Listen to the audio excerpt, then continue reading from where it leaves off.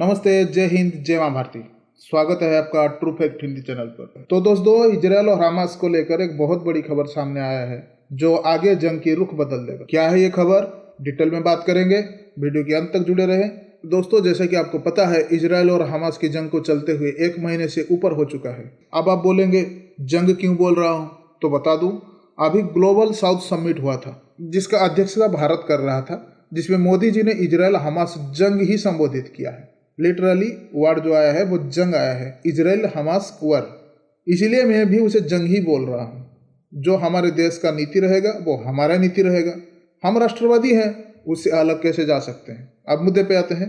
तो दोस्तों, इजराइल और हमास के युद्ध में सीज फायर हो रहा है। अमेरिका समेत बाकी कई देश है जिनके लोग अभी भी हमास के पास बंदी है, जिनमें से 50 बंदियों को एक्सचेंज किया जा रहा है। इसके बदले 150 हमास के कैदी छोड़े जाएंगे। 50 बंधक आएंगे और उसके बदले 150 कैदी जेल से रिहा कर दिए जाएंगे। इस अदला बदली के लिए 4 दिन की समय रखा गया है।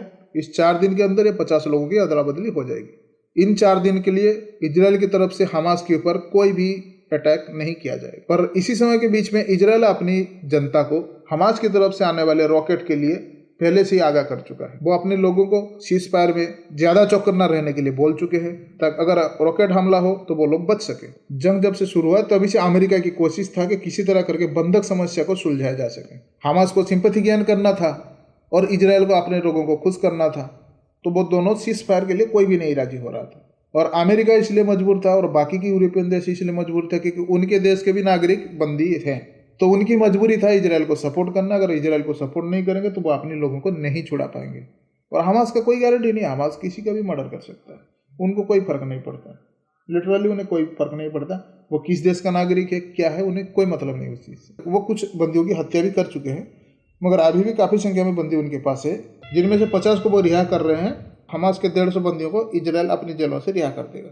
अभी तक यही डील सामने निकल कर आया हुआ है। अभी 50 बंदी के बाद जो बाकी बंदियां बचे हुए हैं, कैप्टिविस्ट जो अभी भी हैं, उस बात को लेकर अभी तक कोई क्लियर नोटिफिकेशन इजराइल की तरफ से, न ही अमेरिका की तरफ से आया हुआ है। फिलहाल अभी तक हमें जितना पता है 50 बंदी ही रिहा किया जा रहा है। बाकी जो बंदी है उनके लिए आगे भी बात चलती रहेगी, मगर हमास के पास अभी भी बंदी है, इन 50 के बाद भी बंदी है। होप फॉर द बेस्ट कि जल्दी इस बंदी वाले सिचुएशन को सुलझाया जाए और जो बेगुनाह लोग हैं, जो बाहर के लोग हैं, जिनके ना इजराइल से मतलब है, ना पैलेस्टाइन से मतलब है, ना हमास से मतलब है, वो लोग जो खामखाई बंदी पड़े हुए हैं उनको छुड़ा लिया जाए और वो लोग अपने घर पहुंचे। इसके लिए होप फॉर द बेस्ट। फिलहाल सीज फायर 4 दिन के लिए ही चलेगा, जिस दौरान गाजा तक कुछ अत्यावश्यक सामान भी पहुंचाए जाने का उम्मीद है, जिनमें दवाई और राशन जैसे हैं। आपको जानकर हैरानी होगा, हमास पहले ये सहायता लेने के लिए मना कर रहा था। बाकी देश जैसे मिस्र हो गया, अमेरिका हो गया, ये सहायता पहुंचाने के लिए इजराइल को मना चुके थे, पर हमास लेने के लिए मना कर रहा था। उसे नहीं चाहिए था, उसे अपने आप को विक्टिम दिखाना था। अब हो गया, प्रोपेगेंडा उसकी खत्म हो चुका है, आप वो लेने के लिए राजी हो गए और इसी दौरान ये सब चीजें उनकी तक पहुंचा दिया जाएगा। पर दोस्तों, आप ये ना समझे कि सीज फायर से जंग बंद हो जाएगा। इजराइल ने स्पष्ट तौर पर बता दिया है कि क्रैकडाउन इसके बाद भी चालू रहेगा।